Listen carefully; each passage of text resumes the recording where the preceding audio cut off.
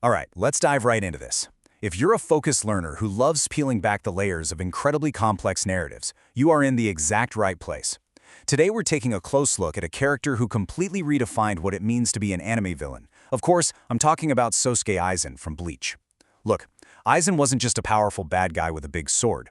He was the orchestrator of events long before anyone even realized he was in the game.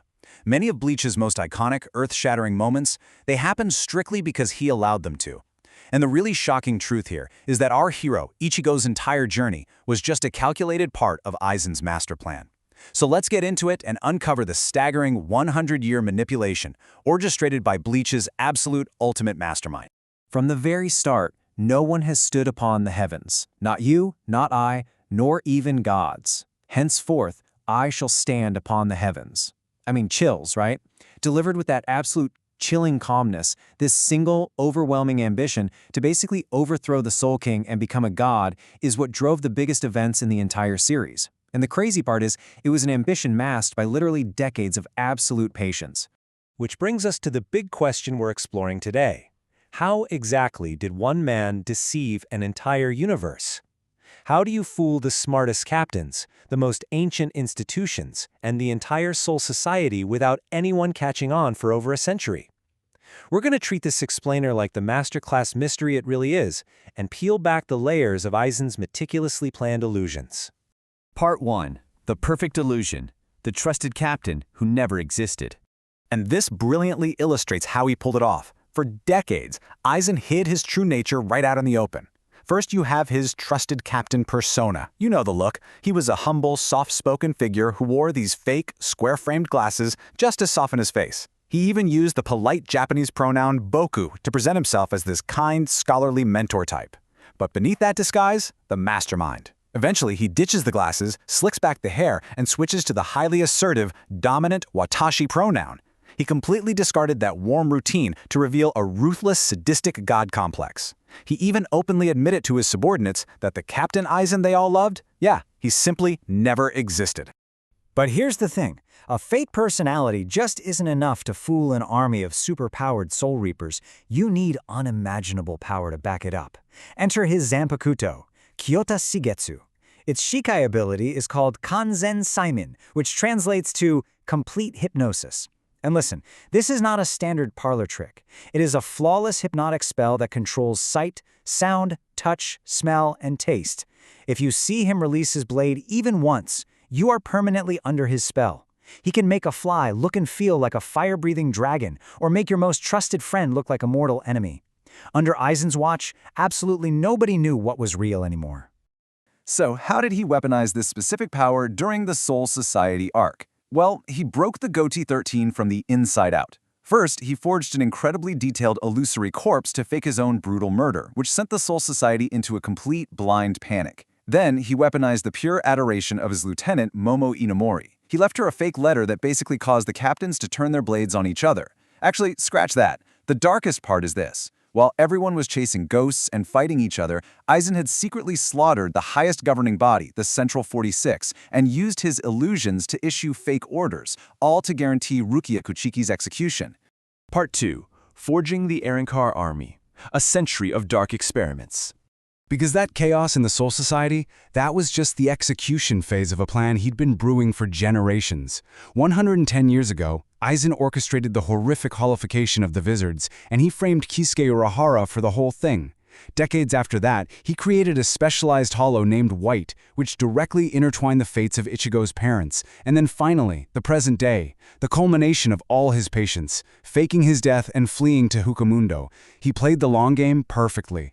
All of this highly forbidden research revolved around one ultimate prize, the Hogyokyu, or the Breakdown Sphere. Aizen sought out Urahara's version to combine with his own incomplete sphere, relentlessly tracking it down even after it was hidden deep within Rukia's soul. The Hogyokyu isn't just some power battery. It's literally a reality-warping artifact that materializes the deepest desires of the hearts around it, completely dissolving the natural boundary between Shinigami and Hollow. With the Hogyokyu finally in his possession, Aizen's terrifying endgame was officially set in motion. Step 1. Flawlessly extract the Hogyokyu from Rukia. Step 2. Flee to the hollow realm of Hukomundo to evolve normal hollows into an elite Arrancar army, known as the Espada. And his ultimate goal? Step 3 and 4. Destroy Karakura Town and its entire spiritual population to forge the Oken, or Royal Key. With that key, he intended to invade the royal palace, assassinate the Soul King, and literally take the throne of heaven for himself. Part 3. Orchestrating Ichigo, the perfect research subject. Now, to achieve a plan of this sheer magnitude, Aizen needed a catalyst. So I want you to ask yourself this. Was Ichigo Kurosaki's growth truly his own? I mean, from the very first episode, we watch Ichigo struggle, bleed, and level up to protect his friends. It feels like this classic beautiful hero's journey. But Aizen completely reframes this entire narrative for us. The horrifying reality is that Ichigo was caught in Aizen's web before he was even born. Aizen's hollow experiment infected Ichigo's mother, so he indirectly played a massive role in Ichigo's conception. From there, Aizen was basically the ultimate terrifying micromanager. He arranged for Rukia to be stationed exactly where she would bump into Ichigo.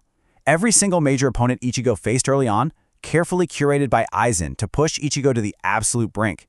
You see, to Aizen, Ichigo wasn't a nemesis. He was basically a petri dish, a living research subject meant to test the extreme boundaries of soul evolution. Part 4. The Fake Karakura War. Waging war against Soul Society. 100,000. Just let that number sink in. That is the number of human souls living in Karakura Town that Aizen coldly, calculatingly planned to sacrifice. He needed to consume their life force to forge the Oken, and he seriously didn't even blink at the thought of mass genocide if it meant achieving his godhood. But attacking the combined might of the Gotei 13 head-on is a huge risk, even for him. So the crucial point is his brilliant divide-and-conquer strategy. Yet Okiura kidnapped Orihime in Noe, knowing full well that Ichigo would recklessly charge into Hukomundo to Saber, and that the Soul Society would be forced to send top-tier captains as backup. Once they arrived, Aizen simply sealed the dimensional portals behind them. In one devastating tactical move, he trapped them, effectively halving the Soul Society's military might right before launching his full-scale invasion on the human world. Checkmate. Adoration is the furthest state from understanding. He actually drops this incredibly cynical line to Toshiro Hitsugaya right after brutally striking down Mamo Hinamori, again, by the way. Aizen genuinely believed that trust was just a cowardly reliance on others. He completely exploited the devotion of everyone around him, treating Momo's pure, innocent love and the Arrancar's desperate need for a fearless leader as entirely disposable pawns on his chessboard. Part 5. Arrogance and Downfall. The one flaw in the mastermind. But, as you'll see, even the perfect mastermind playing 4D chess has a blind spot. Aizen's physical and power evolution is just staggering to look at. He starts as the polite captain wielding a tricky shikai, but during the war, he literally embeds the Hogyoku right into his chest, undergoing multiple terrifying fusions. He becomes this transcendent being, so incredibly powerful that level 90 Kido spells barely even scratch him. Yet, this entire godlike ascension ends with him as a Mukin prisoner. He is bound to a chair in the deepest underground prison for 20,000 years, immortal, sure, but entirely stripped of his freedom. Now, what's really interesting about this slide is a fantastic piece of fandom trivia regarding his unrevealed Bankai. There's a Reddit theory by user Yabi85 that suggests if his Shikai creates perfect illusions, his Bankai might do the exact opposite. Think about it. What if it eliminates all illusions and forces everyone to see the harsh, completely unjust reality of the world? The theory posits that using this Bankai revealed the ugly truth of the Soul King to Aizen, how their entire world is built on a mutilated corpse. That isolation and that horrific truth might be exactly what drove him mad with the desire to become a new, better god. It's a super compelling way to look at his underlying motivations.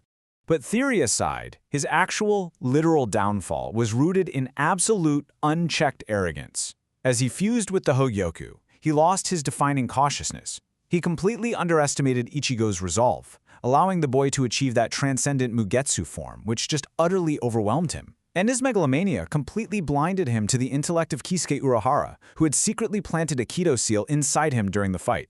When Ichigo weakened Aizen to the point that the Hogyoku basically stopped recognizing him as its master, Urahara's seal activated, cementing his 20,000-year sentence. But there is a strangely tragic, oddly human footnote to his character. The kanji for his name, Aizen, connects to a Buddhist love deity called Aizen. This is a figure associated with a wish-fulfilling jewel who transforms worldly lust into spiritual awakening. After their massive final battle, Ichigo theorized that beneath all the cold logic and the massive god complex, Aizen actually harbored a deep, lonely desire to just be an ordinary Shinigami, to have peers who could actually understand him, and that perhaps the Hogyabu, sensing this true hidden desire, rejected his godhood just to grant him that very wish. So, what does this all mean? It leaves us with a really profound final thought to ponder. Was Sosuke Aizen the absolute greatest mastermind in anime history, perfectly orchestrating reality itself? Or was he, ultimately, a lonely soul crushed under the weight of his own illusions and his own supreme intellect? Whatever your answer is, his influence remains woven into every single frame of Bleach. The story quite literally would not exist without him. Thanks so much for joining me on this explainer. Keep questioning everything, and I'll see you in the next one.